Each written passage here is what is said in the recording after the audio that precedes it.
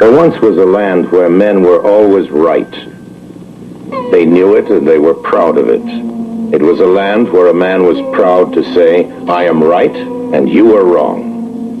For those were words of conviction, of strength, and of courage. No one was ever heard to say, I may be wrong, or you may be right.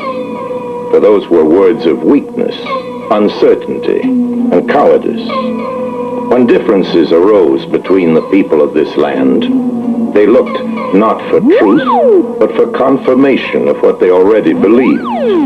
When differences arose between the old and the young, the old would say, we have worked hard to build this great and prosperous land. We have built marvelous machines that take us wherever we want to go. That do our work for us. That even think.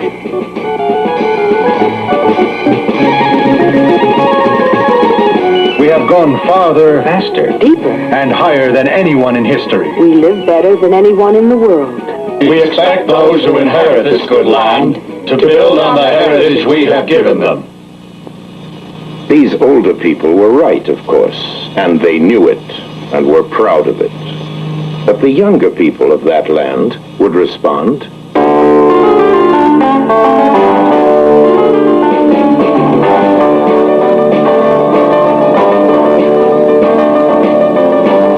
we see around us a land that has been befouled and exploited. People starve where food is plentiful. Laws and practices prevent some from having an equal chance to develop and to influence. Noble and moral words are matched by selfish and sordid deeds. Leaders urge us to fight wars to preserve peace. And the fighting does not end. The whole scene is phony and polluted and inhuman and out of control. We want no part of this money-mad establishment. These younger people were right, of course, and they knew it and were proud of it. And a gap appeared between the generations. When differences arose between men of different colors, those of one color would say, we are working steadily to build a land of justice and equality for all our citizens. We have made considerable progress, but social progress does not come swiftly. Those whom we seek to help and lift can only hurt their own cause when they push and intrude and pressure us. Let them show some patience. And let them use more fully the opportunities we have already provided. Then we will feel like doing even more for them. These people of the majority were right, of course, and they knew it, and they were proud of it. And those of another color would reply, we have been pushed around too long, and we are angry. We have been confined to a ghetto. Our children's education has been stunted in second-rate schools.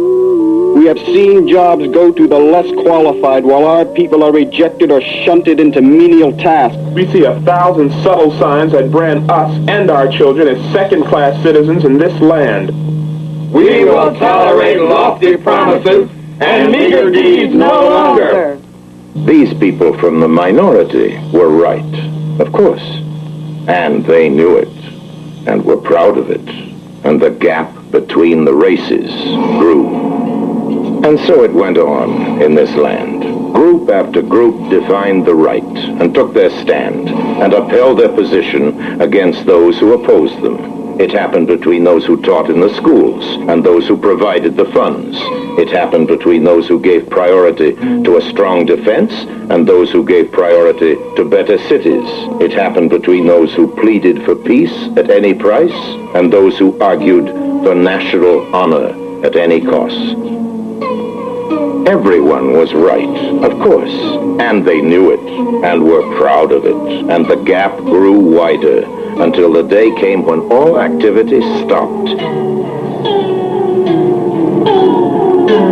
Each group stood in its solitary rightness, glaring with proud eyes at those too blind to see their truth, determined to maintain their position at all costs. For this is the responsibility of being right. No one traveled across the giant gap.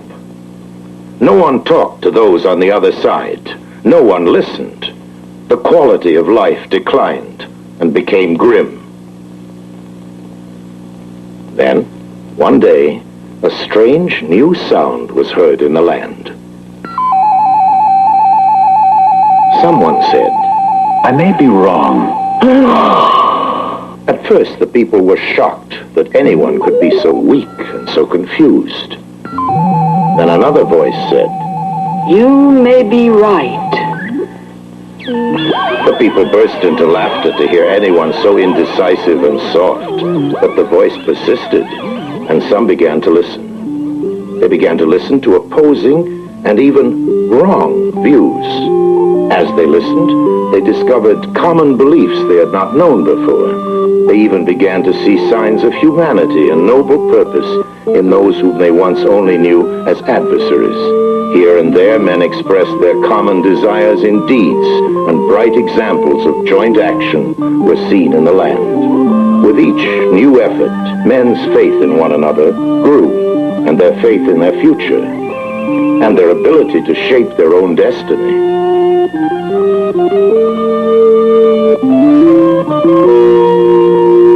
They stated these beliefs in a declaration of interdependence. All men are created equal, but each develops in a unique way. All men are endowed with certain inalienable rights, but each must assume certain inevitable responsibilities. For the happiness of all depends on the commitment of each to support equality and difference, rights and responsibilities.